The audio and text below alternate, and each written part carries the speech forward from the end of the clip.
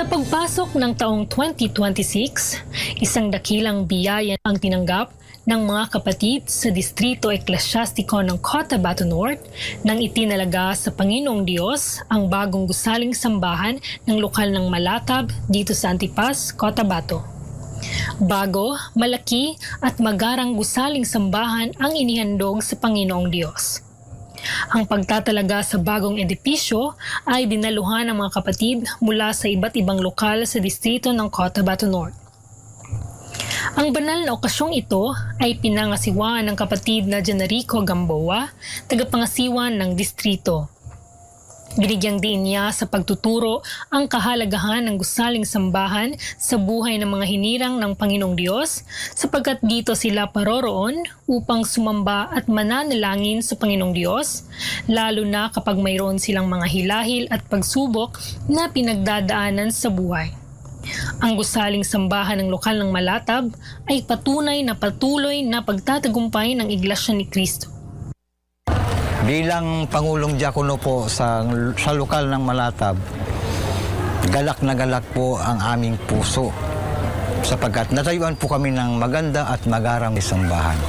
Kitang-kita ang labis na kagalakan ng mga kapatid habang papalapit ang araw ng paghahandog sapagkat natupad ang kanilang ipinagpapanata na magkaroon sila ng bagong gusaling sambahan. Iba po yung dati naming sambahan, kinukutya po ng iba. Hindi tulad ngayon, napakaganda na pinatayo po ng pamamahala sa iglesia. Mula sa mga pagsubok at pag-uusig na kanilang hinarap dahil sa kalagayan ng kanilang kapilya, ay napalitan ito ng isang maayos at magarang gusaling sambahan na higit pang nagpalakas ng pananampalataya ng mga kapatid sa dakong ito.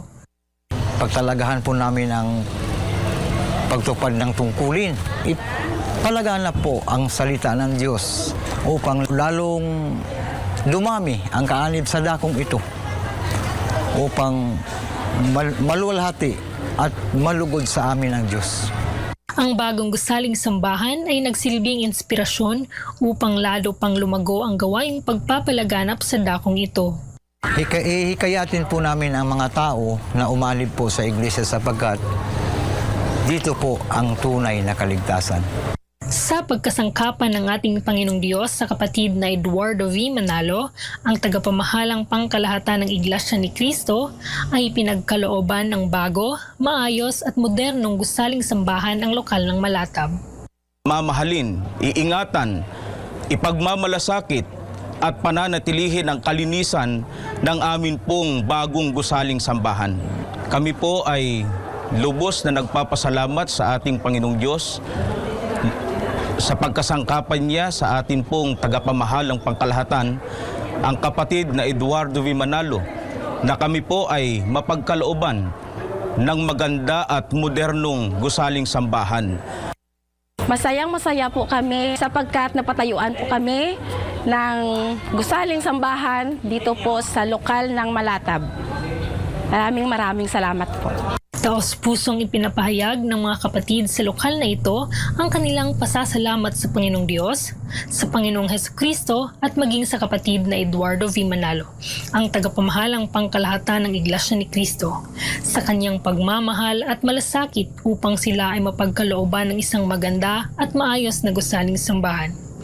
Ito ay sinasampalatayanan ng mga kaanib sa Iglesia ni Cristo sa distritong ito na patuloy na makapagbibigay ng kasiyahan sa ating Panginoong Diyos at sa Panginoong Hesukristo.